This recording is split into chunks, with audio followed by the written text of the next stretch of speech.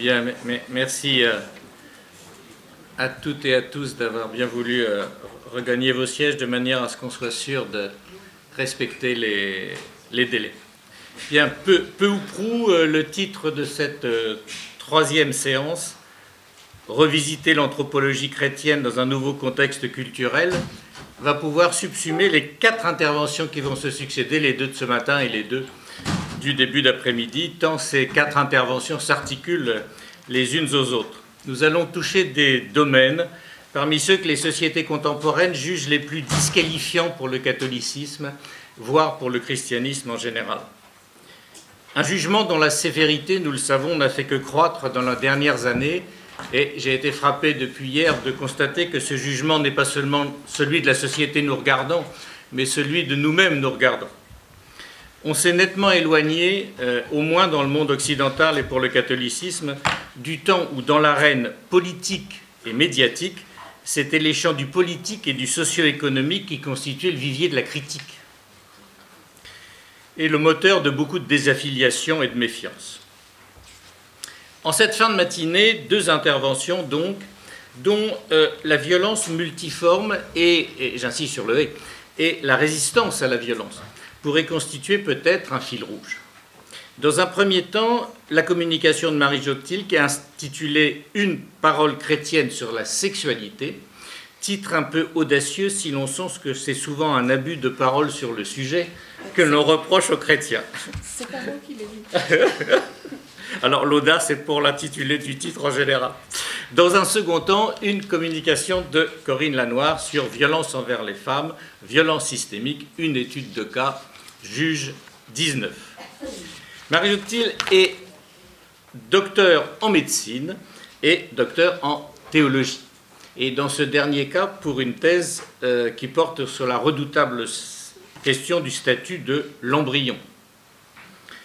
Elle est professeure émérite de la faculté de théologie catholique de Strasbourg, où elle détenait la chaire de théologie morale et d'éthique théologique, au carrefour, donc vous le pressentez, de la théologie, de la médecine, de l'éducation, de la politique sociale et des droits de l'homme.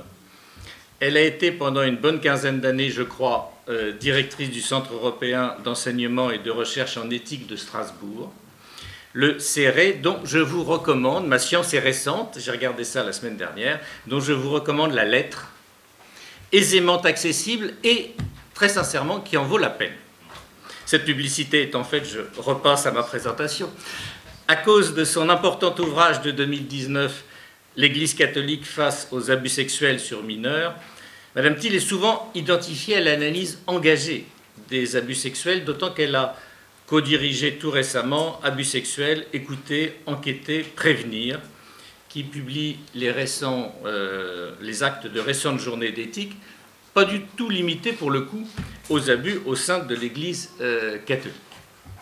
Mais ce thème, pour important qu'il soit, est loin d'enfermer ses recherches et publications. Et je finirai cette présentation en vous citant un petit extrait de l'introduction qu'elle a donnée à un recueil de textes édité chez Bayard en 2013 au nom de la dignité de l'être humain. Elle évoque le cadre réflexif qui est le sien, un cadre qui articule 3 sphères de rationalité que l'on ne conjoint pas si facilement, mais qui sont liées à mon parcours personnel, écrit-elle, à ma recherche et à mon enseignement, et à la terre concordataire d'Alsace-Moselle, qui constitue mes racines. J'en viens à ces 3 cercles, le monde de la santé, la théologie et l'éthique, qui assument tout cela quand elles tentent de discerner ce qu'il convient et jusqu'où ne pas aller trop loin. Je lui cède la parole.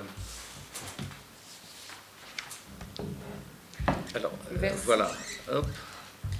Merci beaucoup pour cette belle introduction. Alors, c'est vrai, une parole chrétienne sur la sexualité, on peut avoir différents types de paroles. Ce sera une parole avant tout analytique et non pas la parole dernière. Je ne prétends pas du tout l'avoir et mon propre propos n'est pas du tout complètement finalisé. Je pense que c'est un sujet extrêmement difficile où il s'agit d'essayer, je dis bien d'essayer, d'aller ensemble de l'avant. En même temps, quand on veut proposer une parole chrétienne sur la sexualité, comme on le propose avec cette contribution, cela pourrait être a priori extrêmement simple.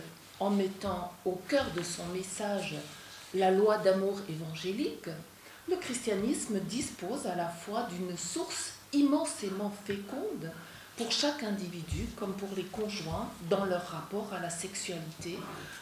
Qui voudrait refuser un idéal d'amour? Levez le doigt. Voilà. Et en même temps, il s'agit d'un commandement que le Christ qualifie de nouveau. Je vous donne un commandement nouveau, aimez-vous les uns les autres. Comment cela voudrait-il dire que l'amour se commande? Ah, là, ça se complexifie déjà. Et puis, de quel amour s'agit-il? Eros, agapé, philia?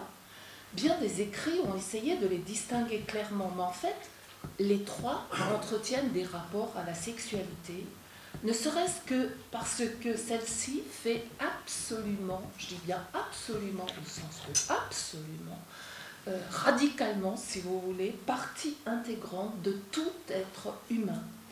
Tout n'est pas que, mais tout est aussi sexuel.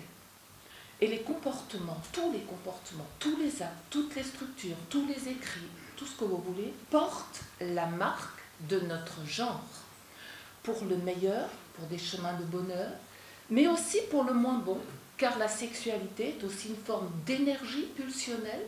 Énergie ne peut être ni positive ni négative, mais qui peut être détournée, qui peut discriminer, violenter, etc.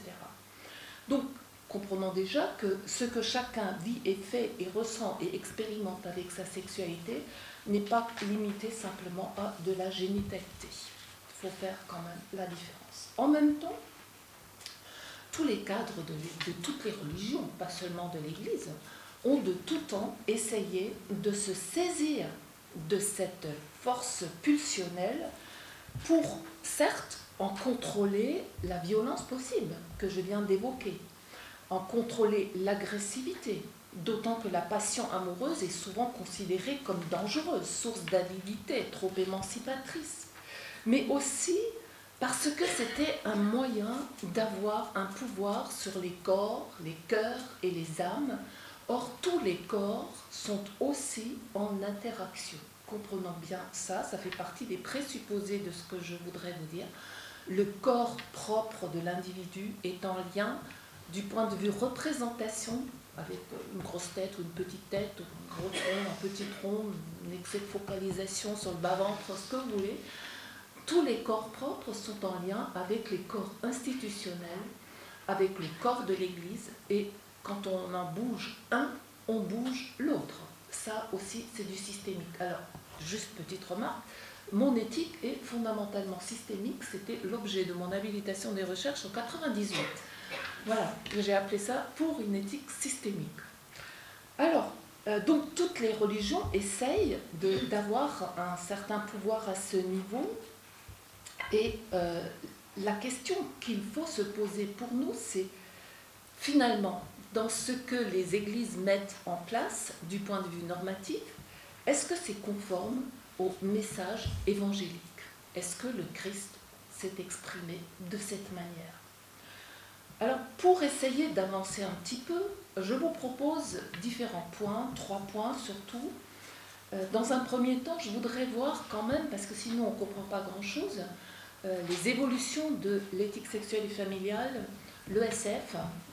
La famille, évidemment, c'est toujours ajouté. Je la laisse dedans parce qu'à mon sens, on ne peut pas faire abstraction du côté famille qui a été aussi un point d'impact majeur des religions et que tout ça c'est lié avec la procréation. Enfin voilà, je vous passe un peu le détail. Donc, dans un premier temps, voir les évolutions de l'ESF, ensuite les problèmes que cela pose, les conséquences, si vous voulez, et ce que ça nous dit du fonctionnement de l'Église, du fonctionnement de la société humaine, et comment peut-être en conclusion essayer d'aller de l'avant. L'approche de la sexualité ne peut pas être juste regardée à travers la lorgnette du présent. Qu'on le veuille ou pas, nos débats sont enracinés dans une histoire longue qui n'a rien de fixiste et qui commande largement les positions actuelles jusque dans leur caractère anachronique. Ils ont connu bien des évolutions qui illustrent les intrications de la sexualité avec les statuts très différents de l'homme et de la femme, avec les pouvoirs religieux et étatiques, les conceptions anthropologiques, les représentations sociales, sociétales, et surtout aussi, quand on parle d'éthique sexuelle, on a toujours quelque part, dans les discours du magistère, au moins les plus récents, à voir avec la vérité. Or, c'est un grand problème, parce que la vérité, normalement, en christianisme, c'est d'abord une figure qui est le Christ. Et la question de la véracité, de la véridicité, doit être confrontée au vécu de foi, d'espérance et de charité de l'ensemble du peuple chrétien. Alors, si je prends ainsi le SF, le premier point qui viendrait à l'esprit, c'est bien sûr la Bible. Je ne vais pas beaucoup développer, mais je voudrais quand même signaler d'emblée que, parce qu'il s'agit finalement de l'Église, de la Bible, de l'Évangile, l'apport biblique ne propose ni vérité intemporelle qu'il s'agirait de transposer, ni d'expérience archétypale dont on pourrait déduire des normes intangibles. Il propose cependant des narrations situées et adressées qui ouvrent des horizons et pointent des enjeux à soumettre au travail de la raison. Je dis bien au travail de la raison. D'ailleurs, ça n'a pas fait l'objet de beaucoup de développement au cours de l'histoire. Bon, ça aussi, j'en fais pas un roman maintenant. 2 points aveugles. Jusqu'à ces dernières décennies, l'écriture, premièrement, l'écriture qualifie la sexualité de la créature humaine, il les créa hommes et femmes, comme fondamentalement bonne et la sort de la sphère du sacré. Pourtant, la notion paulinienne de chair cesse très vite d'être comprise et devient non plus ce qui s'oppose à l'esprit, mais dans le sens de la concupiscence de la chair augustinienne. Et les femmes, évidemment, sont les principales discriminées. Anne-Marie Pelletier vous en parlera. Ensuite, la deuxième considération, les approches bibliques ne sont pas univoques. Elles s'inscrivent dans des contextes socio-culturels extrêmement variables, avec de nombreux courants qui s'intriquent et qui sont le plus souvent réactionnels à quelque chose, comme précisément, je voudrais aussi vous le montrer avec ce deuxième sous-point, le corpus dogmatique. Il y a le corpus biblique, le corpus dogmatique. L'influence des corpus dogmatiques peut surprendre quand on parle de l'ESF, parce que finalement, ce que l'ESF, c'est pas juste un peu de morale, un peu d'appréciation d'un acte humain. En fait, comme l'illustre John Noonan, un gros bouquin, mais très intéressant, c'est là une vue de l'esprit. Et la preuve en est qu'à chaque déplacement doctrinal suscité historiquement par des confrontations avec d'autres perspectives théologiques, considérées comme hérétiques, eh bien à chaque fois l'ESF évolue.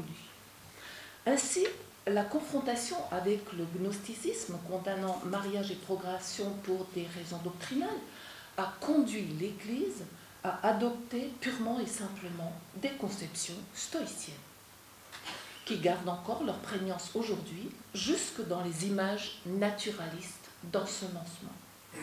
Confronté au manichéisme et au pélagianisme, Augustin, lui, répond en associant pour la première fois sexualité et péché originel, transmis, très surprenant, par un acte de génération, ce qui est extrêmement complexe. Et sa théologie du mariage semble issue de sa profonde humiliation du pouvoir, de ne pouvoir totalement maîtriser par la volonté les désirs de son corps expérimentés durant sa propre jeunesse. Le péché originel devient alors le nom de la rébellion de la chair contre la raison et une honte refoulée qui marque toute la réflexion occidentale ultérieure jusqu'à aujourd'hui. Au XIIIe siècle, c'est sous l'influence de la Renaissance cathare, adversaire de la procréation, que l'intention procréatrice est érigée en théorie essentielle grâce à une redécouverte de l'augustinisme. Mais la discipline grégorienne ne prend tout son sens qu'en la reliant au septénaire et en particulier au sacerdoce, puisque la gestion du sacré ne peut être que le fait des clercs masculins purs, c'est-à-dire continents et célibataires. Ça n'a pas commencé avec la réforme grégorienne, mais au milieu du IIIe siècle. Voilà, même, bon, passons, même le IIe. Voilà, c'est une progression dans l'histoire. Le Concile de Trente durcira cette perspective. Et en lien avec cette supériorité des clercs, il réduira l'ESF à son enseignement aux séminaristes, qui ont été créés avec le Concile de Trente, à travers ce que l'on va appeler les manuels. Or, les manuels sont avant tout des enseignements de la théologie morale, mais sous forme des péchés et des vices, et surtout, évidemment, là, il faudrait revenir à Foucault, qui a des pages très intéressantes sur la notion d'aveu. Il dit que c'est dans l'aveu, donc la confession. Donc, vous voyez ce que je suis en train de dire dans les manuels. Il y a toute la matière sexuelle, tout ce que vous voulez, à cet égard, extrêmement, entre guillemets, intéressant. Dans le mauvais sens du mot. Ce bref rappel souligne d'abord le fait que, vous voyez, la Bible n'a plus que très peu d'importance. C'est simplement une espèce de petite justification extérieure. Ensuite, ça dit aussi qu'on ne craint pas de sortir des impasses successives sous prétexte de tradition en s'en référant délibérément à des apports théoriques disponibles. Prends par exemple le stoïcisme, pour répondre aux besoins d'encadrement pratique de la sexualité. Et ça indique, troisièmement, le caractère systémique fondamental de l'ESF, fortement relié à des apports qui ne sont pas que moraux, mais qui sont aussi doctrinaux, philosophiques, anthropologiques, sociétaux, tout ce que vous voulez. Et les notions de loi, de loi naturelle, de nature, de droit naturel, vont à présent jouer un rôle absolument grandissant. Qu'en est-il de la biologie, de la médecine? Eh bien, il faut attendre la période moderne pour rentrer dans ces questions. Elles vont déplacer considérablement la réflexion, mais il faut beaucoup de temps à l'Église et même à la société pour intégrer toutes ces choses. On le verra pour l'homosexualité, mais en tout cas, retenez que la génétique, c'est milieu du XXe siècle, hein. C'est pas Mendel le siècle avant. Mendel a énoncé des lois qu'on n'a pas comprises. La question des ovaires, c'est des choses qui sont très récentes. Voilà. L'encyclique Casti Connubii de 1930 est justifiée par des questions néanmoins actuelles qui n'ont pas fait beaucoup l'objet de beaucoup de réflexions dans l'Église, mais qui sont intéressantes parce que c'est un moment où on officialise le malthusianisme et qu'on veut essayer d'y répondre.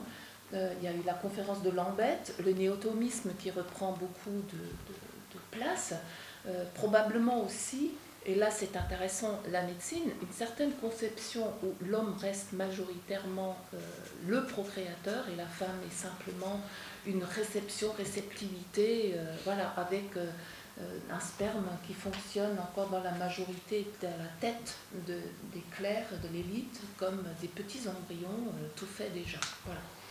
Bon, c'est mon point de vue, mais je pense que c'est le seul moyen de comprendre cette manière de faire. Et en même temps, ce texte est intéressant parce que c'est un texte majeur qui va ouvrir la réflexion actuelle sur l'éthique sexuelle et familiale sur tout le XXe siècle et même jusqu'à aujourd'hui. Mais en même temps, alors même qu'on dit, l'Église a toujours dit que, c'est en fait un texte où l'intertextualité anhistorique est majeure.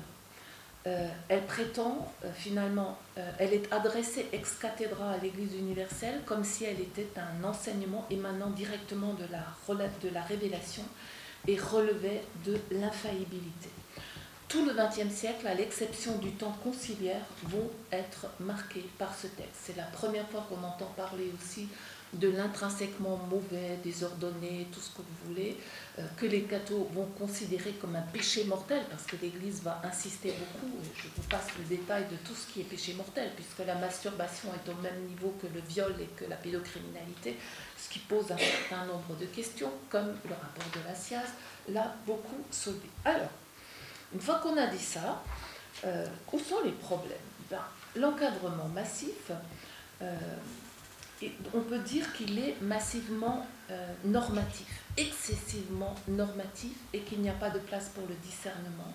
Il y a un déni de la violence inhérente à la sexualité ou drainée par elle, un déni de la vulnérabilité, une rigidité des présupposés anthropologiques, une non-intégration du savoir expérientiel, de la place des cultures dans le discernement des consciences, et tout cela devient extrêmement problématique. L'encadrement excessif, toute norme, quand elle est juste, a une place tout à fait essentielle. Madame Jamet, vous l'avez bien écrit en faisant même la comparaison avec l'Exode. Une loi juste est une loi qui est structurante et qui nous permet d'aller de l'avant. Le problème, c'est que dans toute l'histoire de l'Église, on va comme un balancier, une fois à droite, une fois à gauche, une fois excès de légalisme. Et le Christ lui-même dénonçait le Shabbat et tout son enseignement dénonçait l'excès de légalisme, ou d'autre part, on ne veut plus de la loi, on tombe dans un subjectivisme, mais qui est mortifère, source d'angoisse, etc., parce qu'on ne peut pas vivre sans les repères d'une loi juste pour être des individus séparés, possiblement dans une juste distance. Alors, il faut comprendre que dans cette perspective, parler de loi évangélique d'amour de la part du Christ, comme je l'ai souligné en introduction, était extrêmement intéressant. Mais cet amour-là, cette loi-là, n'enferme pas dans des normes. Il ouvre un chemin de croissance relationnelle. Or, cette dimension relationnelle a été complètement oubliée dans l'ESF. En ordonnant de s'aimer, pas seulement l'autre, mais aussi soi-même, cette loi promeut l'altérité, la reconnaissance des différences, le renoncement à être tout pour s'assumer vulnérable et respectueux de l'autre, ce qu'on peut résumer avec le mot de chasteté comme juste distance. Et là, je vous renvoie aux travaux de Thévenot sur castus, opposé de incastus, c'est-à-dire ce qui a donné le mot inceste. On comprend le mot chasteté que quand on l'oppose au mot inceste. Pas de fusion. Toute l'ESF est là, dans ce commandement de l'amour. Le problème, c'est que même le mot amour, quand on regarde l'histoire récente, juste avant le concile, Frédéric Trottmann, qui va être maintenant maître de conférence à Strasbourg, a fait sa thèse là-dessus. Le mot amour a posé problème. Pensez aux travaux de Bernard Hering. Le mot amour, on n'en voulait pas. On n'a pas voulu mettre la fameuse réflexion d'Augustin « aime et fais ce que tu veux » dans le concile, parce que c'était quand même extrêmement dangereux. Au fond, l'ESF s'est donc enfoncé dans une rhétorique juridique et formaliste, dans un légalisme doublé d'essentialisme, naturalisme, et loin de l'Évangile, et aussi loin des expériences concrètes des hommes et des femmes, ce qui lui permet de garder une certaine maîtrise sur la... Enfin, on s'imagine garder une certaine maîtrise. Elle devient un catalogue d'interdits que les croyants, à la base, les hommes et les femmes, vivent comme intrusifs plutôt qu'une loi d'amour. Et on oublie aussi que la sexualité plonge dans les couches les plus archaïques de la personne, sur le terrain de l'émotionnel et des pulsions, qui ne se laissent pas simplement réguler par une norme rationnelle extrinsèque. Je dis bien extrinsèque, selon une certaine compréhension du thomisme. La sexualité a pourtant partie liée aussi à la vie, jusque dans la violence de la pulsion de vie. Et elle n'est que très partiellement sous le contrôle de la raison, qui elle-même ne fonctionne qu'en tension avec les affects, les émotions, les sentiments, tenant à la fois du cerveau archaïque et de l'histoire individuelle, de l'appris et du refoulé. Il y aurait beaucoup à dire ici du point de vue de la neurobiologie, etc., les neurosciences d'une façon générale. La crise des abus a illustré l'insuffisance notoire des normes extrinsèques pour réguler la potentielle force pulsionnelle et la violence sexuelle de la sexualité, surtout quand elle est portée par un homme oui, dans un contexte patriarcal, hiérarchique, et qu'elle peut, de surcroît, parce qu'il ne faut pas l'oublier, s'appuyer aussi sur les violences intra-sociétales et intra-ecclésiales, portées par la minorisation et la discrimination des femmes, des homosexuels, la sacerdotalisation des clercs, etc., etc., et sans place pour l'autonomie. Sous l'influence de la gouvernance et du cléricalisme, tout peut donc devenir péché, y compris la vulnérabilité elle-même. Or, la vulnérabilité est le plus souvent déniée. Il n'y a pas de place pour le discernement, mais au final, ceux que l'on prétendait ainsi infantiliser, les laïcs dont on pensait qu'ils n'avaient pas de possibilité de réponse, vont répondre par les pieds, si vous me permettez. Ils vont s'émanciper et ils vont quitter, au fond, sans rien dire, puisque l'Église ne veut pas de dialogue, eh bien, ils quittent et ils s'émancipent. Mais tout n'est pas si simple, parce que même quand on veut s'émanciper, regardez mai 68, c'est extrêmement complexe, on s'émancipe de la loi, mais finalement, on jette le bébé à l'eau du bain et on perd la notion de loi juste, de loi qui permet de réguler, et on tombe dans des... On ne découvre pas pour autant toute la violence. Pensez à toutes les questions d'inceste, avec la Civis qui est actuellement en cours. Donc la violence sexuelle, ou plutôt la violence sexualisée, j'y reviendrai, est un point extrêmement important. Donc comprenons bien, la sexualité n'est pas je dirais, avec un peu de provocation, c'est pas un long fleuve tranquille que l'on peut simplement maintenir dans son lit. C'est quelque chose de beaucoup plus complexe. La sexualité, disait Freud, est un besoin de se montrer violent qui peut aboutir à l'agressivité. Mais en fait, c'est d'abord une manifestation de l'existence où les racines étymologiques le disent assez bien, parce que bios, vita sont des mots qui sont étymologiquement liés avec la question de la violence, qui est finalement ce qui nous pousse à la fusion, à l'indifférenciation qui peut aboutir au chaos. Ce qui permet d'en sortir, c'est le symbolique de la loi anthropologique qui sépare et blesse. Blesse donc la question de la vulnérabilité qu'il s'agit de reconnaître, qui nous blesse, mais qui nous permet d'être en acceptant, renonçant à être tout.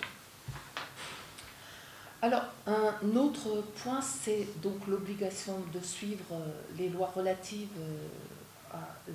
à l'intimité sexuelle, qui sont ressenties comme excessives, et il ne s'agit pas simplement d'une question de contraception. Ensuite, bon, la sexualisation de la violence, les violences sexualisées, je ne vais pas détailler, je n'ai pas le temps. On arrive ainsi à des présupposés anthropologiques extrêmement rigides parce qu'on a des normes parce qu'il y a une anthropologie derrière.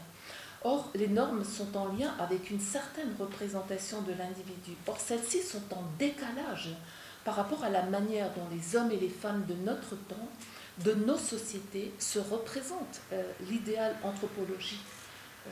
Et cet idéal anthropologique de l'institution est alors ressenti de manière totalement hors sol et en même temps en double décalage, et par rapport à l'évangile, ce qui est quand même extrêmement grave quand on est dans une église qui repose sur le fondement évangélique, et par rapport à la société, puisqu'on a essayé de s'émanciper du moralisateur d'avant mai 68, en parlant non plus de morale mais d'éthique pour dire cette différence, et en promeuvant la question de l'autonomie qui, dans le contexte allemand, a donné les morales de l'autonomie autonome morale, mais qui elles-mêmes ont été en partie contrecarrées de nouveau par les questions de cette anthropologie qu'on a voulu universaliste, qui est naturaliste et essentialiste, pour essayer d'universaliser l'Église, d'universaliser les normes,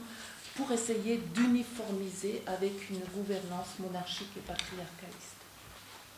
Alors, de nombreux points mériteraient ici d'être développés sur cette perspective, puisque l'anthropologie naturaliste et essentialiste, l'être humain devrait se comprendre selon une nature immuable. Voilà. voilà. Amoris Laetitia ne change pas d'enseignement, elle entrouvre une porte au discernement et tente de déplacer les perspectives, mais cela reste insuffisant. Et surtout, les clercs commencent eux-mêmes à s'émanciper de cette perspective. Je passe Vanier, Philippe, etc. etc. Les papes, et surtout Benoît XVI, ont essayé de revenir sur cette perspective de loi naturelle en demandant un travail à la CTI, la Commission théologique internationale, mais qui s'arrête au milieu du chemin.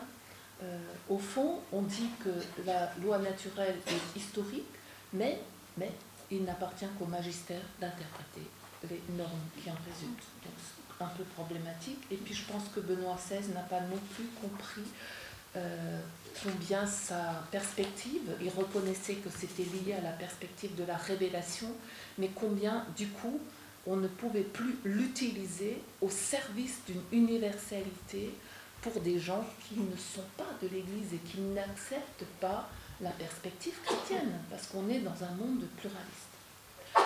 De surcroît, dans cette anthropologie, il n'y a pas d'intégration du savoir expérientiel. Nunnan, par exemple, ne mentionne aucune femme dans les 20 siècles de l'histoire qu'il évoque. Et il envisage juste un père de famille sur tout ce qu'il est. Au moins en confession, les prêtres devaient entendre des choses, mais voilà. Alors, je voudrais encore, pour terminer, je ne suis pas encore tout à fait fini, parler de deux aspects qui me semblent tout à fait liés du point de vue du côté systémique, c'est la question de l'homosexualité et la question de l'intégration systémique de l'ESF. L'homosexualité ou les troubles de genre, parce qu'il faudrait mettre ça au pluriel, les LGBT+, etc. Ici, l'Église, pour une fois, essaye d'intégrer les textes exégétiques. Mais elle les intègre à mauvais escient, en ne les interprétant pas, ce qui pose quand même un problème majeur. Et surtout, en même temps, on va dire, pas de surtout, en même temps, elle dit que l'acte n'est pas réductible à la personne, qu'elle est contre l'acte sexuel, mais que la personne, au nom de la dignité, ne peut pas être discriminée. Ça reste un problème anthropologique majeur. On comprend la différence entre l'acte et la personne, bien sûr, et personne ne se réduit à ses actes, mais on ne se rend pas compte combien proposer un acte qui serait fondamentalement, dans tous les cas, sans discernement possible, un acte intrinsèquement mauvais, ça ne peut pas favoriser une estime de soi très positive. Voilà. Donc, il y a une dénégation de la possibilité d'avoir des relations homosexuelles, cela justifié par un caractère contre nature. Alors, comment dire, cette perspective a quand même, il faut le dire, été partagée par la société pendant très très longtemps. Et cela jusqu'en 1973. Donc c'est vrai que en 1973, on a sorti cette perspective du DSM pour dire que l'homosexualité est une variation naturelle de la sexualité humaine et que du coup, les personnes homosexuelles sont appelées à assumer leur orientation sexuelle. Mais prenez par exemple le responsum au sujet de la bénédiction des couples homosexuels.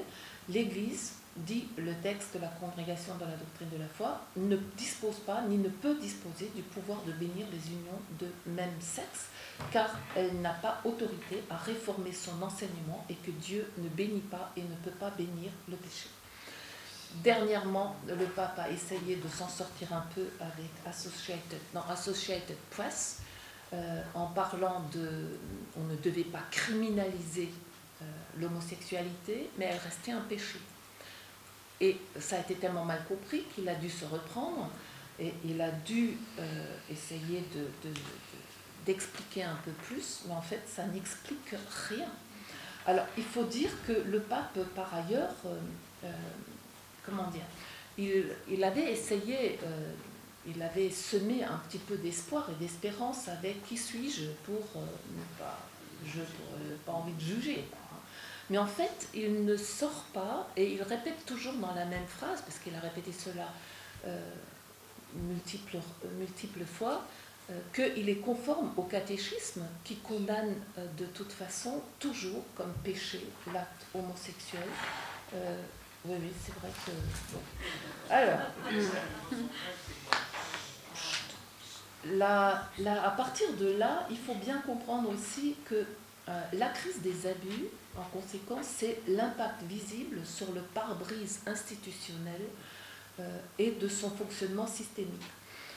Un rapport Beyond Bad Apples aux États-Unis exprime la sexualité, le cléricalisme comme une interaction systémique entre trois forces, le sexe, le genre et le pouvoir. Or, là, on se rend compte que finalement, le verrou central du système institutionnel est en partie lié à la sexualité, qui va impliquer une conception des prêtres, de l'Église, de tout le fonctionnement systémique, et que c'est cela qui empêche aujourd'hui toute réforme de l'Église, parce que c'est comme une espèce de verrou complètement central. Bon. Je n'ai pas le temps de vous expliquer ça plus, mais voilà, au moins vous l'aurez entendu. Voilà, je termine parce que je sais qu'il est l'heure. Demain, l'Église, comment avancer? C'est pas une sinécure, parce que effectivement, je n'ai pas la solution. Simplement, peut-être que certains éléments synodaux nous mettent en mouvement et nous permettent d'aller de l'avant, qu'il faudrait un discernement plus global, respectant l'autonomie des personnes, plutôt que de donner des lois qu'on ne peut pas discerner, parce que si on n'a pas le droit de discerner avant, on ne peut pas non plus discerner après, et on ne peut donc pas reconnaître ces transgressions, parce qu'il faut aller jusqu'au bout du raisonnement. On pourrait proposer des repères positifs.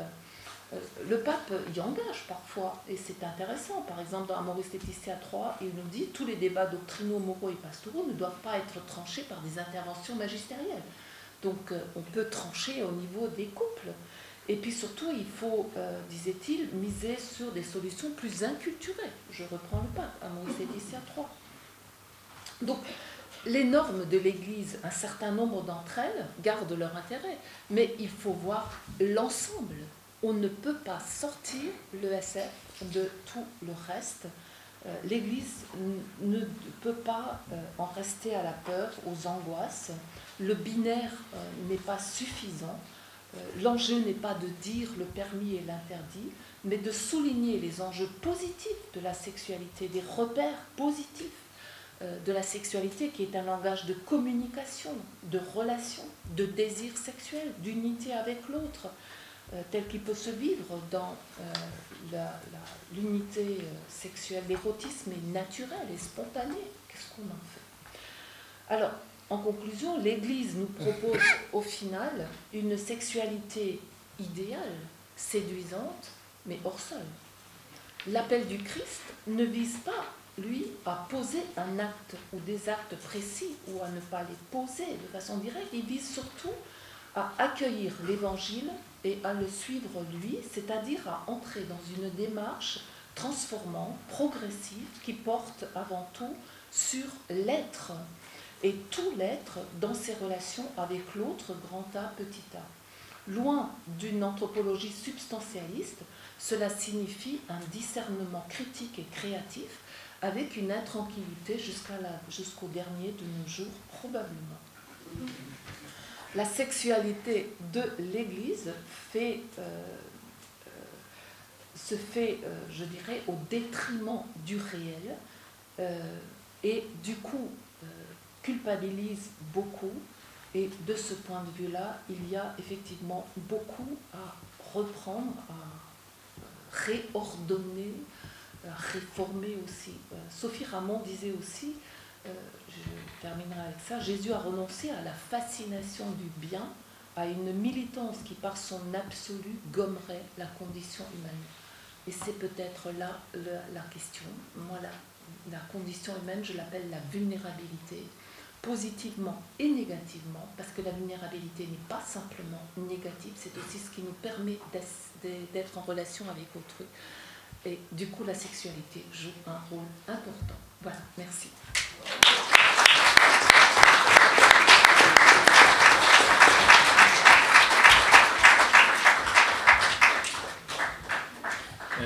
Intranquillité, vulnérabilité, mais à chaque fois connotée de positivité et de créativité. Voilà ce qui pourrait très bien servir de surtitre ou de sous-titre à notre colloque et à la situation de l'Église qui nous réunit ces 2 jours.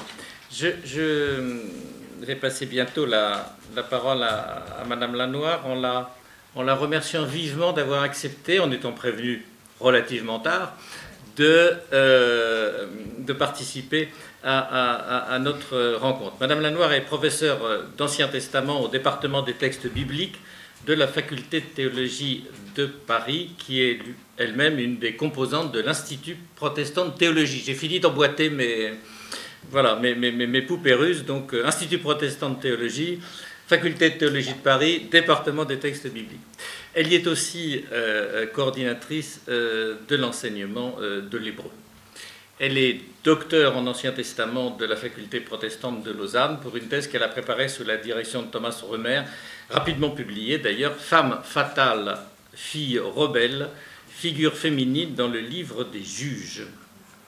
Entre autres insertions dans la recherche, elle est membre de l'UMR Proche-Orient, Caucase, Langue, Archéologie, Culture, animé au Collège de France par le même, co-animé au Collège de France par le même Thomas Römer. Elle travaille sur les figures féminines de la Bible, vous l'avez compris, mais pas seulement celles du livre des juges, comme le montre la seconde partie de sa contribution « Quand les femmes jouent en coulisses » à l'ouvrage collectif « Le salut vient des femmes », figure biblique, 2017, auquel avait aussi contribué Anne-Marie Pelletier d'ailleurs. Mais elle se penche aussi sur d'autres sujets, comme en témoigne un des cahiers évangiles que je vous recommande, Jacob, l'autre ancêtre, qui est paru, je crois, il y a une dizaine d'années. Enfin, elle me pardonnera si je commets une légère erreur, probablement. Elle a accepté d'intervenir, donc, et nous lui en sommes reconnaissants. Le professeur Lefebvre de Fribourg, souffrant, avait prévu une communication consacrée à l'impensé de la violence entre les sexes dans la Bible, un thème qui ne doit pas laisser Madame Lanoir indifférente. Je lui cède la parole. Merci beaucoup. Alors oui, vous avez tous vu que je ne suis pas Philippe Lefebvre.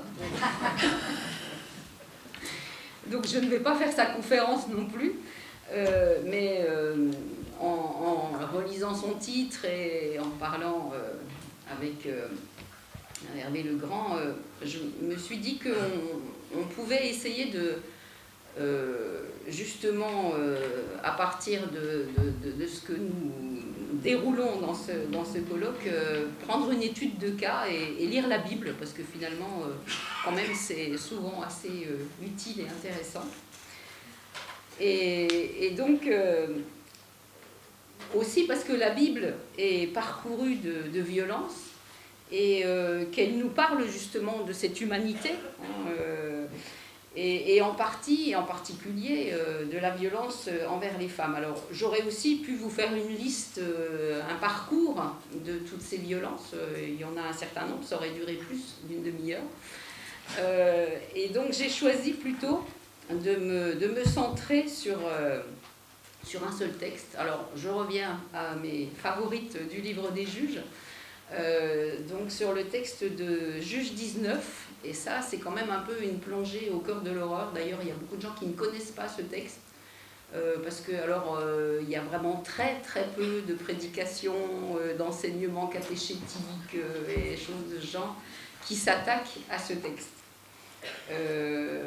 Donc, c'est l'histoire de la concubine du Lévite, qui est un long texte que je ne vais pas vous lire comme ça immédiatement, mais on va reprendre les étapes. Mais avant ça, encore un préalable sur la lecture des Écritures. Hein. Je pense que c'est important qu'il y ait aussi des textes comme ça dans nos Bibles, dans ce que nous appelons la parole de Dieu. Quand on lit Juge 19, c'est un peu difficile de la voir. Si on considère que ces textes nous parlent aujourd'hui, et que nous pouvons y débusquer une parole vivante justement, alors il faut les lire tous, il faut les relire, il faut les travailler, et il faut choisir en fait si on les lit pour la mort ou pour la vie, comme beaucoup d'autres choses où on a à choisir. Et je voudrais ici citer une phrase, enfin une petite réflexion de Delphine Horviller, rabbin libéral évidemment, qui dit, c'était à propos d'un texte sur Caïn qu'elle a fait après les grands attentats de 2015. Elle dit: il faut avoir le courage de reconnaître que nos textes, tous nos textes, abritent des lectures meurtrières, des violences littérales, des interventions criminelles.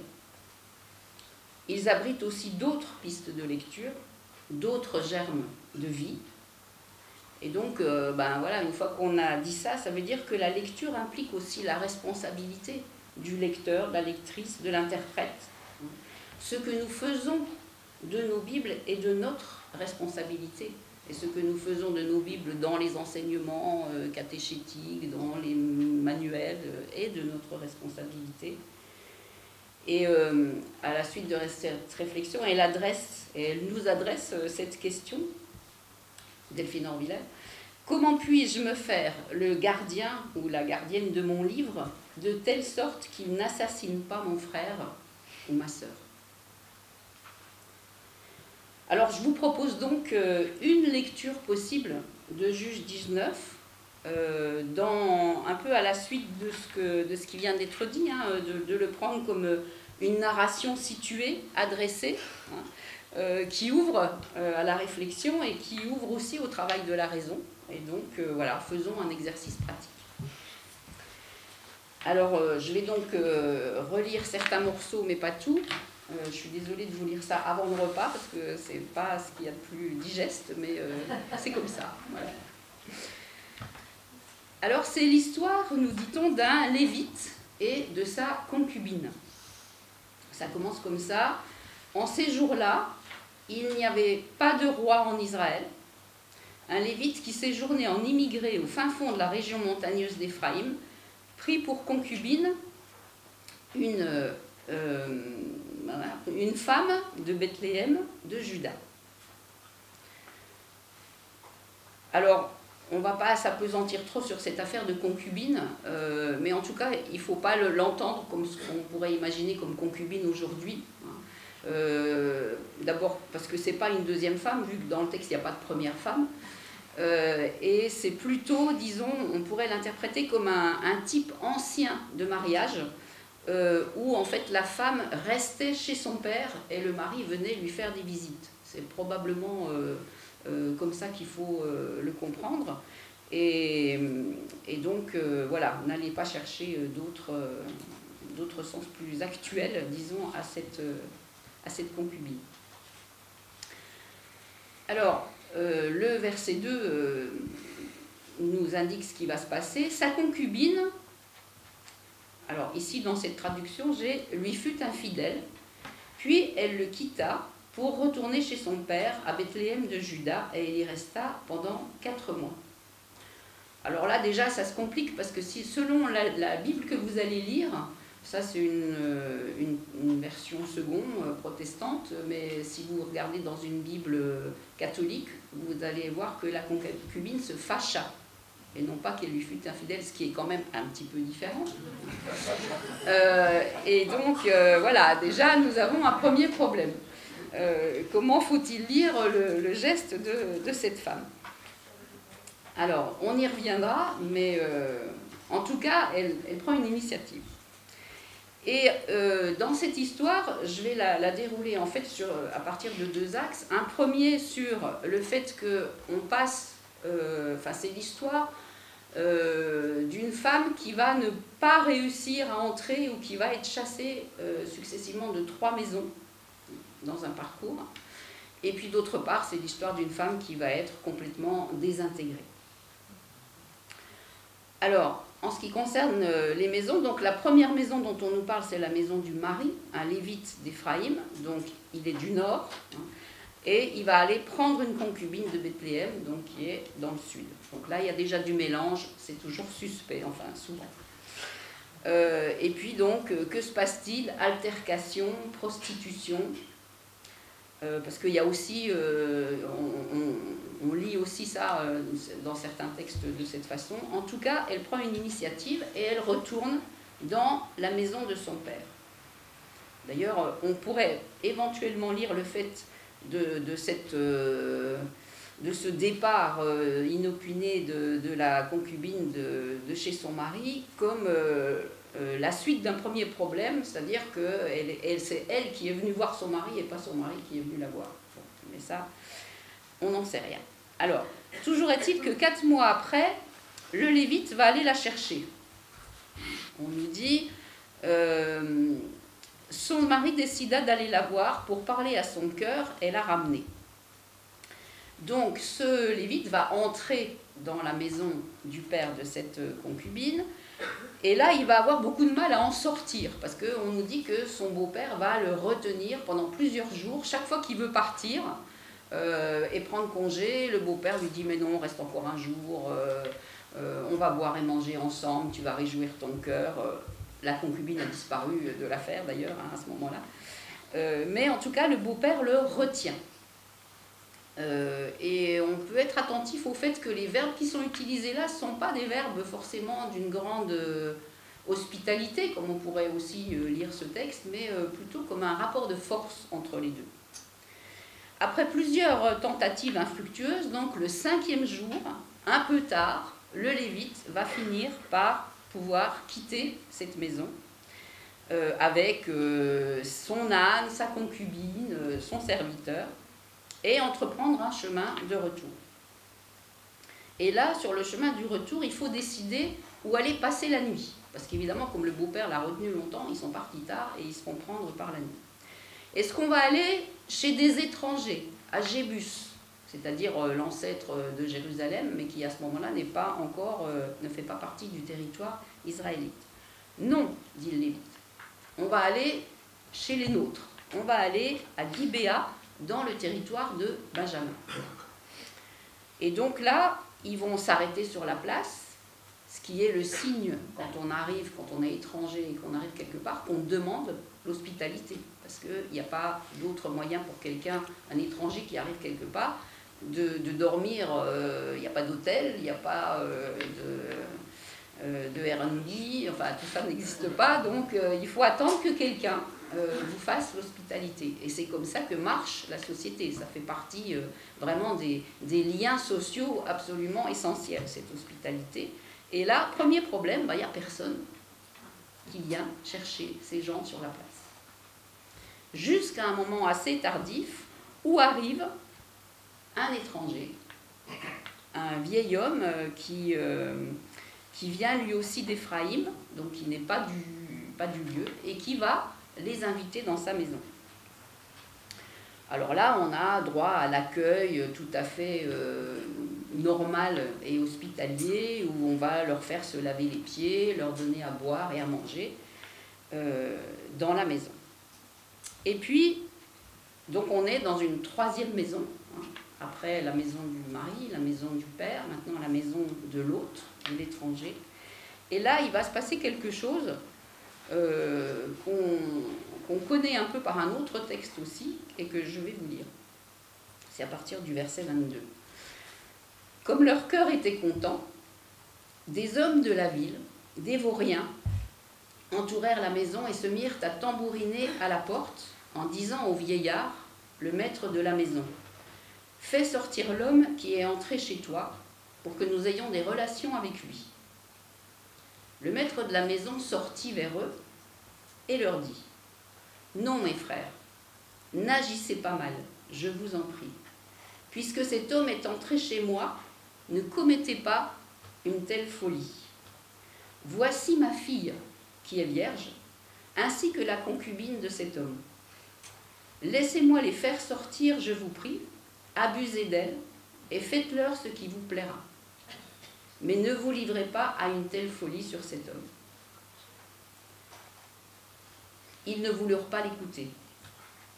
Alors, l'homme, saisit sa concubine et la leur amena dehors. Ils eurent des relations avec elle, la brutalisèrent toute la nuit jusqu'au matin. Puis, ils la renvoyèrent au lever de l'aurore. Vers le matin, cette femme s'en vint tomber à l'entrée de la maison de l'homme chez qui était son maître, jusqu'à ce qu'il fît jour. Au matin, son maître se leva, ouvrit la porte de la maison et sortit pour continuer son chemin. Mais la femme, sa concubine, était étendue à l'entrée de la maison, les mains sur le seuil. Il lui dit « Lève-toi et allons-nous-en ». Mais il n'y eut pas de réponse. Alors le mari la mit sur son âne et s'en alla chez lui. Il entra dans sa maison, prit le couteau, saisit sa concubine, la découpa membre par membre en 12 morceaux et l'envoya ainsi dans tout le territoire d'Israël. Tous ceux qui virent cela disaient « Jamais rien de pareil n'est arrivé, ni ne s'est vu depuis que les Israélites sont montés d'Égypte jusqu'à ce jour. Réfléchissez, tenez conseil et parlez. » Voilà. Je ne l'ai pas inventé, hein. Je vous assure que c'est écrit comme ça.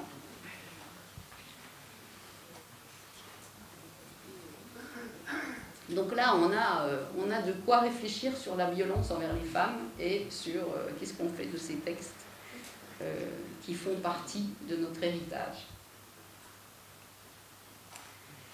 Alors, voilà donc une femme qui disparaît de toutes les maisons où elle passe et un lévite qui a bien du mal à entrer ou à sortir de la maison des autres. Mais en tout cas, ce qu'on peut dire, quand on connaît la fin, c'est que ces maisons ne sont pas des lieux de protection. Elles n'abritent pas des mises en danger, qu'elles soient à l'intérieur ou à l'extérieur. Alors, je reprends le deuxième fil, c'est l'histoire de la désintégration progressive d'une femme. Cette femme est privée petit à petit de toute manifestation d'existence et complètement anéantie. Dès le départ, il y a un rapport de force, je vous le disais déjà, et des relations dominées par la violence. Et il y en a même une encore avant, c'est qu'on nous dit au départ que le Lévite prend une concubine. Il ne prend pas pour femme, il prend une concubine. Donc il y a déjà là une sorte d'appropriation qui ne correspond pas à la formule habituelle simplement pour dire qu'on va épouser ou prendre pour femme une concubine. Et ce mot qui est là au début, le premier verset, il prend cette concubine, le verbe là, on le retrouve exactement de la même façon au verset 28, donc à la fin, quand il la prend à nouveau pour la découper. Donc, l'un annonce l'autre. C'est une femme sans nom. Ce n'est pas la seule hein, dans les textes bibliques, mais elle est anonyme. Et elle est définie par deux caractéristiques, c'est son sexe et son statut social. Et il y a 4 mots pour la définir. Elle est femme, concubine, jeune fille ou servante. On la désigne le plus souvent comme concubine, sauf quand on dit le père de la jeune fille, quand elle retourne dans la maison de son père, où là, elle perd en fait son statut de concubine, et elle va le reprendre sur le chemin du retour, mais sur la place de Gibéa, le Lévite, son mari, la désigne comme servante de l'hôte. Elle redevient concubine pour être offerte par l'hôte en pâture aux hommes de Gibéa, et elle est sa concubine du Lévite, sans initiative, sans vie et sans corps, dans la fin du texte. Elle est donc un sujet actif qu'au début. Alors soit elle se prostitue, soit elle se fâche, soit elle le quitte, etc.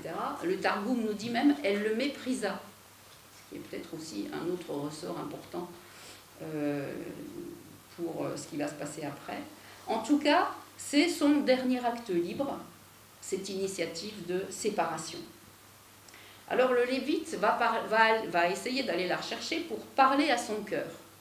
Alors là, on entend un petit peu quelques violons, on se dit, voilà, très bien, c'est très romantique tout ça. Eh bien, pas du tout. Parce que si vous regardez qui sont les hommes qui parlent au cœur de femmes dans d'autres textes bibliques, vous avez en particulier deux exemples. Sichem, fils de Hamor, qui va parler au cœur de Dina après qu'il l'ait violée. Et puis Osée, qui va aussi parler au cœur de sa femme infidèle après lui avoir infligé une série impressionnante de sévices. Donc on n'est pas en train de faire du romantisme. D'abord, le cœur, en fait, en hébreu, n'est pas le siège simplement des sentiments ou des émotions, mais aussi de la rationalité. Et il semble que chaque fois qu'un homme doit parler au cœur d'une femme, c'est qu'il a des choses à se faire reprocher. Et d'ailleurs, ce parler au cœur de la femme va se transformer dans le récit et devenir un autre projet, c'est réjouir son cœur avec son beau-père, et en l'absence de la concubine. Et donc cette concubine va, à partir de ce moment-là, disparaître petit à petit.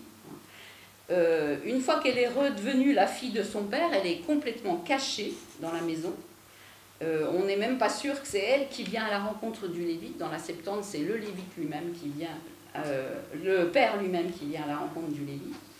Et elle n'intervient pas non plus sur la route, dans la décision du lieu où passer la nuit, ni dans le dialogue avec le vieil homme de Gibéa.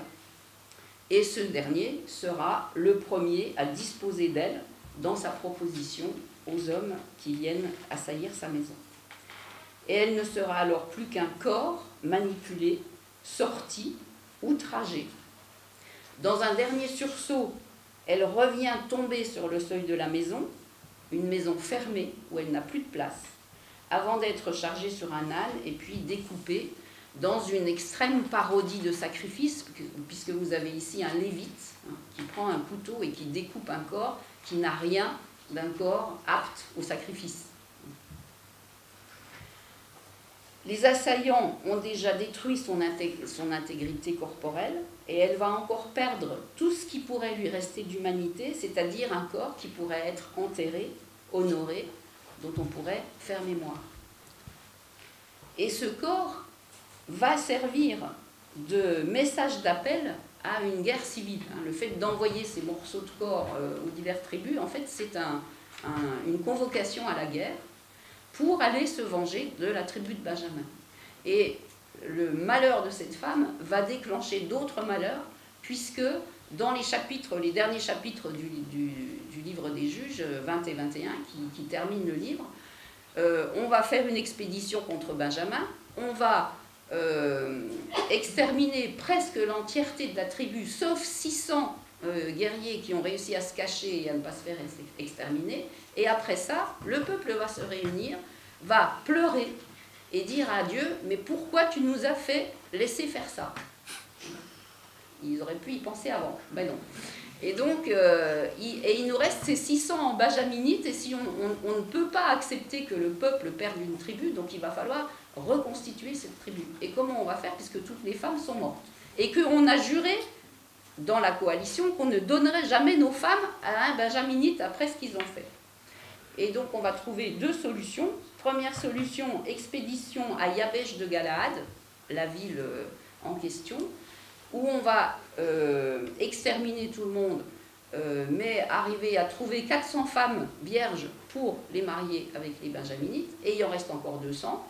Et donc on va faire une deuxième expédition à Silo, où il y a une fête religieuse où les filles se promènent dans les vignes, et où les guerriers vont se cacher dans les vignes et enlever 200 femmes pour assurer la suite de Benjamin.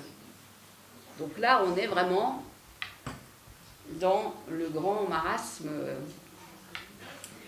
où on voit qu'il y a des tas de choses qui ne marchent plus dans cette société. Alors, évidemment, vous voyez bien qu'il ne s'agit pas d'un conflit matrimonial, d'une crise de couple, où chacun aurait des droits et des devoirs et agirait en fonction d'une morale et de valeurs communes. On est dans une histoire qui est le révélateur d'une crise systémique, d'une crise sociale, culturelle, théologique, et qui passe par le corps des femmes. Alors, il y a une crise probablement déjà aussi entre les hommes, hein, parce qu'il y a cette histoire de la rivalité entre le père et le mari. Il est probable que dans un premier temps, le mariage patrie local était plus important, hein, celui où la femme restait chez son père. Et puis, il y a eu un moment où les choses ont un peu changé, et c'est le mariage virilocal qui est devenu plus important, c'est-à-dire où le mari emmène sa femme et ils vont vivre ailleurs. Et la crise que ce changement représente peut être aussi quelque chose qu'on peut lire dans ce récit. Et de toute la violence que ça a généré aussi pour les femmes. On voit aussi que ici la sexualité est un moyen de soumission et d'humiliation. Juste une toute petite parenthèse, c'est un de ces textes qu'on utilise pour condamner l'homosexualité, alors que vous voyez bien que ça n'a rien à voir. Ces hommes ne sont pas homosexuels et ils n'ont pas un projet de vivre un couple d'amour et avec un projet de vie comme les homosexuels dont on parle aujourd'hui et qui demandent une bénédiction de l'Église. Ceux-là, ils veulent simplement humilier le lévite et donc montrer par ce biais qu'il leur est soumis. C'est aussi la manifestation de la perte du sens de l'hospitalité, donc des liens essentiels qui constituent le corps social. Donc on est dans un moment d'effritement total. C'est la crise aussi des lévites, hein, parce que ce lévite, évidemment, il n'est pas c'est pas un personnage modèle, si vous voulez, c'est-à-dire que le corps religieux qui est censé entourer ce qui se passe là n'est plus non plus à la hauteur de l'affaire, avec cette parodie de sacrifice. Et c'est une crise des modes de décision du peuple. Comment peut-on commencer par décider de la suppression d'une tribu, et puis ensuite pleurer, et puis trouver des solutions par l'élimination et par la violence, comme ce qu'on trouve là. Je pense qu'on pourrait aussi voir là derrière une question éminemment théologique. Alors, je n'ai pas le temps de développer ça, mais vous voyez que dans cette histoire-là, Dieu n'intervient pas du tout. Il est absolument absent de l'affaire. Et évidemment, quand on lit cette histoire, on pense à une autre histoire, qui est celle de Sodome, hein, de Genèse 19, où on a les mêmes expressions, sauf que la fin est différente. Parce qu'il y a les étrangers qui sont chez Lot, qui ont été accueillis par lui, qui vont d'abord eux aussi étendre la main, mais non pas pour mettre une femme dehors, mais pour reprendre Lot et le mettre en sécurité à l'intérieur, et aveugler tous les assaillants, ce qui fait que rien ne se passe de grave à ce moment-là, en tout cas à Sodome. Et donc là, il y a probablement un débat théologique entre deux courants. Les partisans de Genèse 19 disant « dans l'histoire, Dieu intervient pour sauver les justes », et les partisans de Juge 19 disant « ben pas toujours ». Et probablement parce que Juge 19 est un texte tardif qui est écrit par des gens qui ont vécu l'exil, qui ont vécu une énorme crise et qui sont en train de réfléchir à comment reconstruire leur société. Et cette question-là est une question énorme pour eux. Et donc on a projeté sur un avant la monarchie, en fait, une question qu'ils sont en train de vivre après la monarchie et de savoir comment reconstruire leur société. En tout cas, c'est un texte miroir qui dénonce tous ces dysfonctionnements. Je pense qu'on peut le lire comme ça, parce que alors, vous avez aussi des gens qui vous disent « oui, bah, de toute façon, c'était des moitiés de sauvages à cette époque-là, donc ça leur faisait rien, c'était comme ça ». Non, je ne crois pas du tout que ce texte soit écrit comme ça. C'est un texte qui dénonce ce qui se passe là, qui montre la cruauté pour amener les lecteurs et les lectrices à réagir, et qui montre les impasses, parce qu'il s'agit de dévoiler la vérité et l'injustice.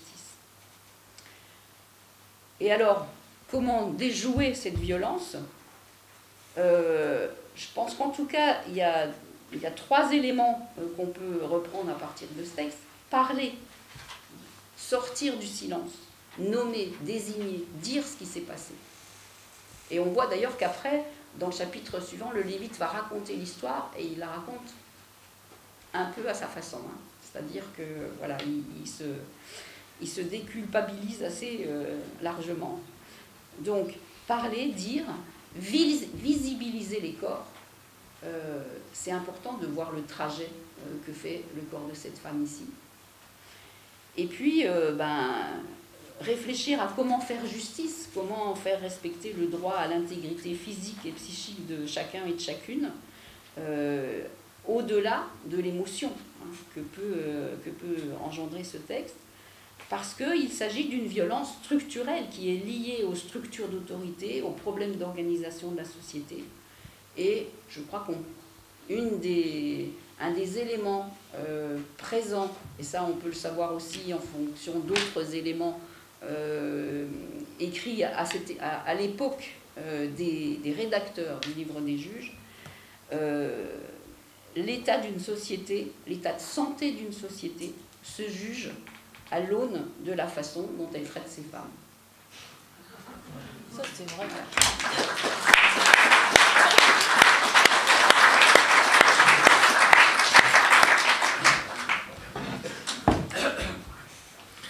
Après cette chute, vous admettrez qu'il est difficile de reprendre la parole. Néanmoins, il faut bien le faire. J'ai d'abord, vous me pardonnerez, c'est un peu trivial, mais ça compte aussi des questions d'organisation.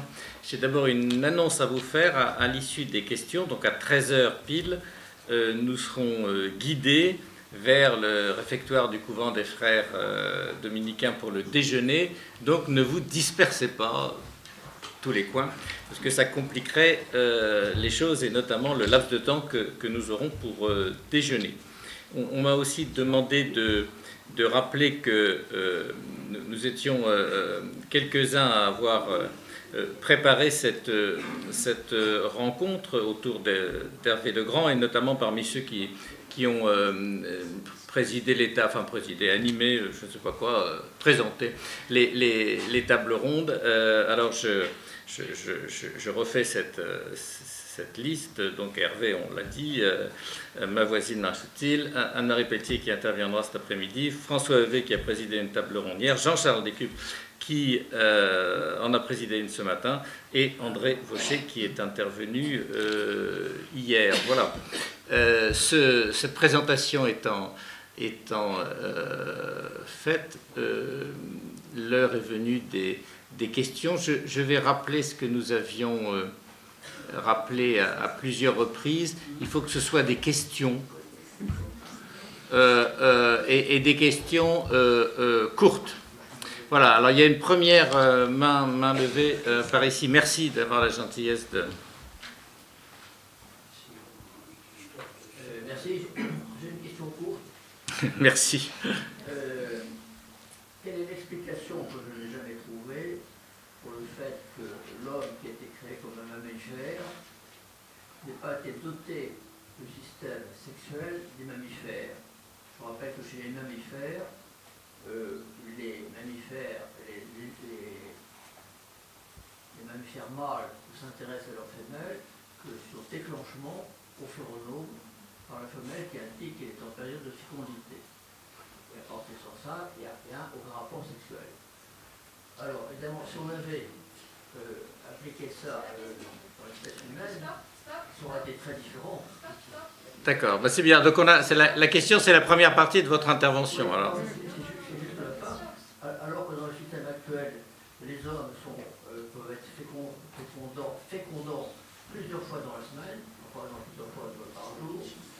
Donc, Très bien, merci. Voilà qui commence assez fort. Alors, nous allons passer à d'autres questions.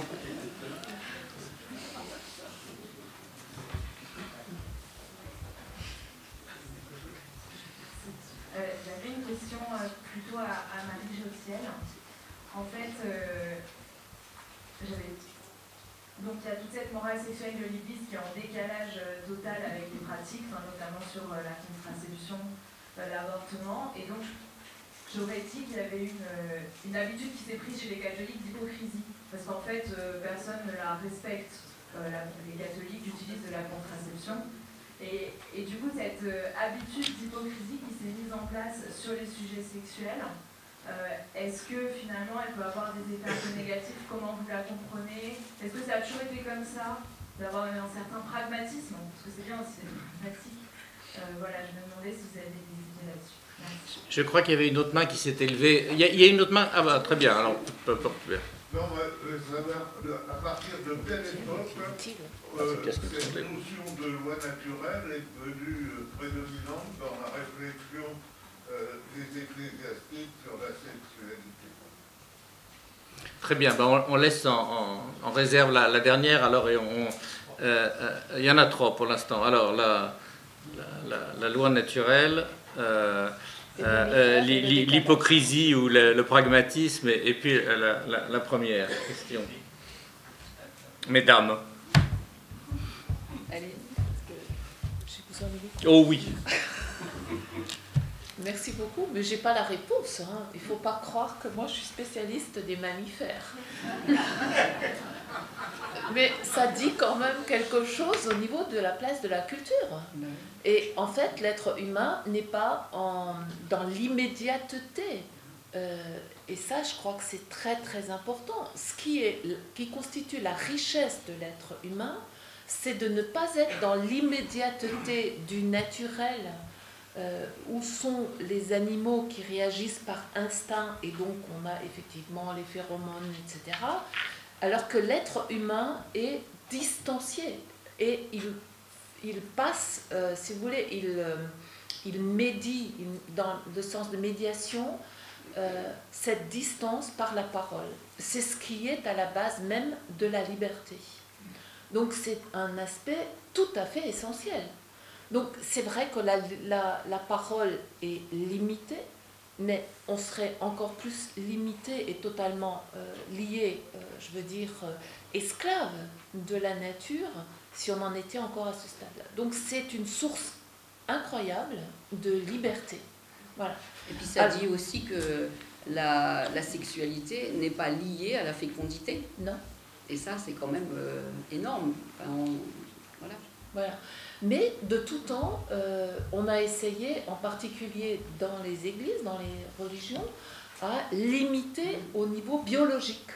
Parce que la biologie, et surtout dans la période moderne, on a eu l'impression que l'être humain était un être universel et qu'on avait la parole dernière sur cet être humain qu'on comprenait, et on avait l'illusion d'avoir la maîtrise de cet être humain, alors que, et moins on en savait, plus on avait le sentiment de la maîtrise. Donc la loi naturelle, le droit naturel, toutes ces choses-là sont liées à cet excès de biologie, même si dans les textes de l'Église, il y a une ambiguïté certaine entre le côté naturel, biologique, et le côté de la raison.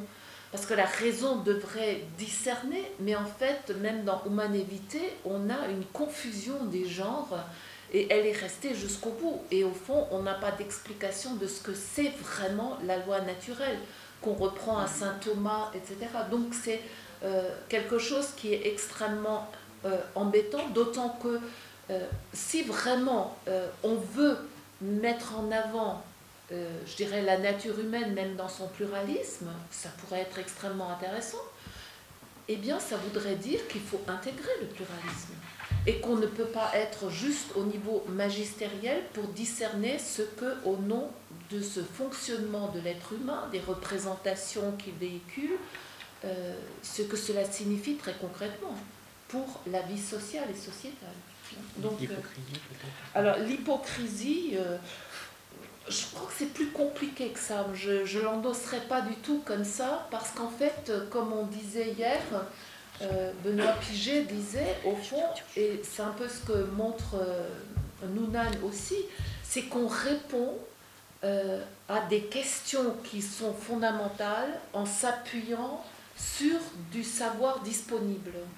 Et dans ce savoir disponible, on a toutes sortes de choses, des philosophies, de la médecine et ce que vous voulez, qu'on utilise, pas toujours d'ailleurs à bon escient, mais qu'on utilise pour répondre à des questions fondamentales. Et du coup, ça fait une espèce d'accumulation de choses diverses qui font qu'aujourd'hui, on est véritablement en décalage. Mais le problème après, c'est que si on veut réformer quoi que ce soit là-dedans, en fait, vous tirez le fil d'une pelote de laine et tout vient. Tout, je dis bien tout. Donc pas seulement l'éthique sexuelle et familiale, mais l'ecclésiologie, les ministères, les prêtres, le sacerdoce, les laïcs, les hommes, les femmes, enfin absolument tout. Et donc c'est ça ce qui fait que, quand je disais à la fin, le noyau sexualité, pouvoir et genre, au niveau de leur intrication comme une espèce de verrou, c'est ça ce que ça veut dire. C'est que si vous essayez de changer quoi que ce soit, eh bien ce verrou vous y empêche parce que ça va trop loin. Si vous voulez vraiment prendre en compte la sexualité, vous ne pouvez pas ne pas prendre en compte celle des prêtres. Et donc la question du célibat, et donc la question du sacré, et donc la question du ministère, et donc la question de la gouvernance. Et puis rajoutez tout ce que vous voulez derrière. Vous voyez, je tire toute la pelote. Et c'est ça ce qui est embêtant. Donc c'est pas tellement une question d'hypocrisie, effectivement la clé, c'est le côté systémique. Une fois qu'on a compris ça, on se dit, mon Dieu, mais qu'est-ce qu'on fait? Et c'est effectivement une sacrée question. Voilà. Si vous voulez réagir. Juste une petite remarque sur la loi naturelle. Enfin, effectivement, c'est aussi le problème de se dire qui l'a dit, cette loi naturelle, et qui décide de ce qui est naturel ou pas. Et alors là, on peut remonter loin, et on a aussi hérité des sociétés patriarcales là-dessus. Et si vous pensez par exemple à Paul, quand il essaie de se démêler avec l'histoire des femmes qui doivent porter le voile et ne pas parler en public, etc., dans son argumentation, il y a un moment où il dit eh ben, les femmes doivent avoir des cheveux longs et puis les hommes doivent avoir des cheveux courts parce que c'est comme ça, c'est la nature. Bon, ben voilà, déjà lui, il a recours à ça. Hein, et c'est pas très convaincant. Hein. Bien, je crois qu'il y avait une question dans le fond, tout à fait, alors vraiment tout à fait dans le fond du coup.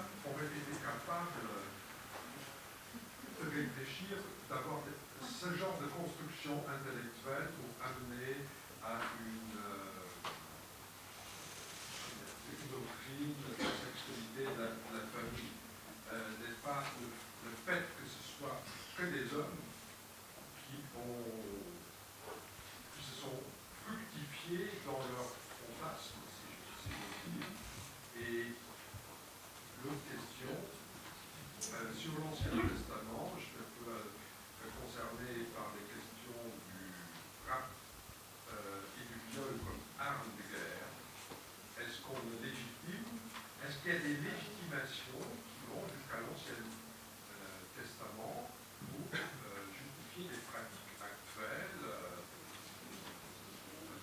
Et est-ce que nous sommes vraiment loin de ce qui se passe en Iran par nos propres origines?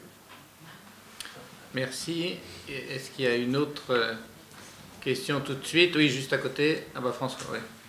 Oui, Marie-Jo, au début de ton intervention, tu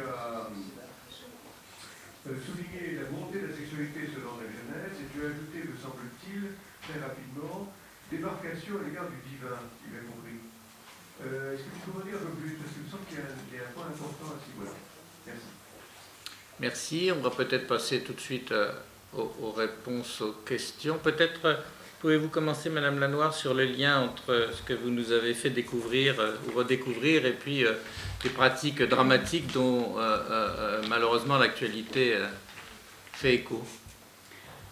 Oui, alors, disons deux choses. D'une part, ces textes de l'Ancien Testament, ils sont issus d'une culture.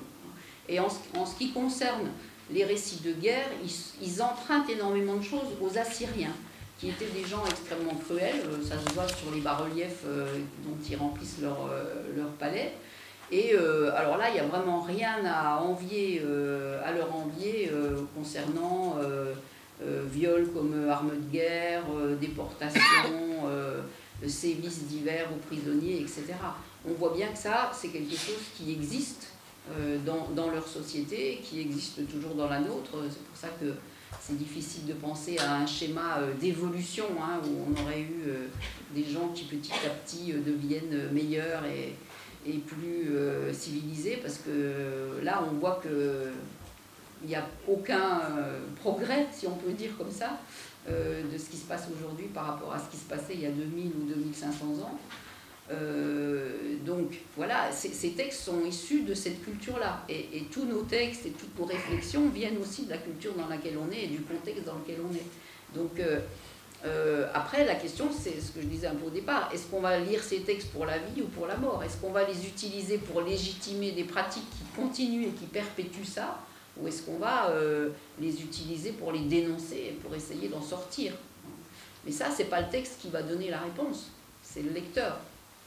Parce que vous avez aussi des textes de conquête biblique qui ont légitimé la conquête et le massacre des Indiens aux États-Unis ou le massacre des Noirs en Afrique du Sud. Enfin voilà, mais on n'est pas obligé de lire comme ça. Merci. Alors, j'essaie de répondre à la première question, qui est quand même une question extrêmement complexe. C'est pas aussi simple de dire ça serait complètement différent entre l'homme et la femme. Ce qui est sûr, c'est que l'homme n'est pas la femme et réciproquement. C'est la femme qui met au monde des enfants. Or, c'est cette situation-là qui va en particulier être à la base de la domination des hommes sur les femmes, pour essayer de prendre possession de cet incroyable pouvoir de mettre au monde des garçons et des filles, des garçons aussi, alors que l'on est une femme. C'est quand même un pouvoir qui a toujours été extrêmement mystérieux, et voilà. Bon, une fois qu'on a dit ça, on a surtout le côté, d'une certaine manière, de fonctionner des hommes. Mais certaines femmes pourraient aussi potentiellement fonctionner parfois de cette manière-là. Il ne faut pas non plus idéaliser la femme, même si c'est bien la femme qui met au monde des enfants. Je rappelle que quand même, par exemple, le sentiment maternel est quelque chose d'extrêmement complexe, qui est à la base du care, mais quand une femme met au monde des enfants, c'est l'ocytocine qui va aussi entraîner cette montée du sentiment maternel. Et chez certaines femmes, on ne l'a pas. Et on a vu des femmes hommes, des femmes rois, des femmes, des maîtresses de femmes, vous pouvez les appeler comme vous voulez, qui ont pu avoir. Mais globalement, je crois que la solution ne se trouve pas dans homme ou femme. C'est homme et femme. Et c'est cette complémentarité-là, à tous les moments de l'existence, qui est régulatrice. On ne peut pas fonctionner l'un ou l'autre. Ça, je crois que c'est pas du tout correct. C'est la question de François. Alors, la question de François, alors j'ai pas dit la sphère du divin, mais j'ai dit la sphère du sacré. Ce qui n'est pas exactement la même chose. J'ai dit très exactement que l'Écriture qualifie la sexualité constitutive de la créature humaine comme fondamentalement bonne. Hein. Dieu crée l'homme, homme et femme, et il trouva que c'était bon. Donc cette sexualité est d'abord bonne, mais il la sort du sacré, et c'est très important parce que dans la perspective de l'Antiquité, la sacralisation de la sexualité a joué un rôle majeur que je ne vais pas essayer d'étayer ici. Pourtant, ce n'est pas parce que cette sexualité a été qualifiée de bonne que ça va être, et c'est pour ça que je l'ai rappelé, que ça va nourrir le SF. Au fond, si vous prenez la notion paulinienne de chair, elle cesse très très vite d'être comprise comme chez Paul, comme ce qui s'oppose à l'esprit, mais elle va être comprise comme cette espèce de chair marquée par la sexualité impure dont il faut se délivrer, etc., etc., etc. C'est extrêmement problématique. Prenez le Lévitique avec toutes les considérations, mais c'est ma voisine qui devrait vous dire ça, au niveau de la pureté qu'on retrouve dans l'église primitive très rapidement après la chute de Jérusalem. Et il y a beaucoup de choses à creuser. Mimoussi, Alex Fèvre de Strasbourg, etc., ont pas mal réfléchi sur ces questions, où on voit que même des perspectives qui n'étaient pas dans les premières communautés, on va les retrouver très vite dans l'ecclésiologie, et ça va complètement conditionner. Et là, on voit encore cette récupération systémique qui n'est pas du tout quelque chose de premier, mais qu'on reprend, voilà, et qu'on va remettre dans le fonctionnement ecclésial, et qui va complètement changer la perspective. Mais est-ce que du coup, la question, on ne change pas l'histoire, mais est-ce qu'on peut ne pas tenir compte de ces contingences historiques pour voir aussi que d'autres modalités sont possibles? Parce que l'éthique aujourd'hui nous montre les fruits d'une certaine lecture dogmatique. Les deux vont toujours ensemble, hein. Moi, je ne suis pas dans la dogmatique, je suis dans l'éthique. Donc, je vois les conséquences négatives. Et je dis aux dogmaticiens, attention, si vous pensez comme ça, on a ça comme conséquence. Donc, est-ce que c'est vraiment comme ça qu'il faut penser? Et puis, il va changer la donne et on va avoir d'autres conséquences. Et je veux dire, c'est cette interaction éthique-dogmatique qui est véritablement un critère d'évaluation très important, qui nous permettent d'aller de l'avant et de vérifier, au fond, si quelque chose est acceptable en le discernant collectivement et en discernant en fonction, je dirais, des critères habituels, c'est-à-dire la loi, le vécu, l'expérience, la situation, etc., qui sont des repères habituels de discernement. Nous avons le temps pour une question. C'est un peu limité, mais très bien. Voilà, il est 12h55, on comprend qu'il y a un temps pour les questions, puis il y a un temps pour le réfectoire. Voilà, bien. En tout cas, merci à nos deux intervenantes. On voit bien à quel point nous sommes, et on l'a vu hier déjà, nous sommes des héritiers, mais pas des héritiers écrasés par notre héritage. Nous sommes profondément des héritiers, mais des héritiers libres d'enterrer les morts, comme disait Certeau, et libres de créer. Et c'est une perspective plutôt roborative. Bon appétit à tous.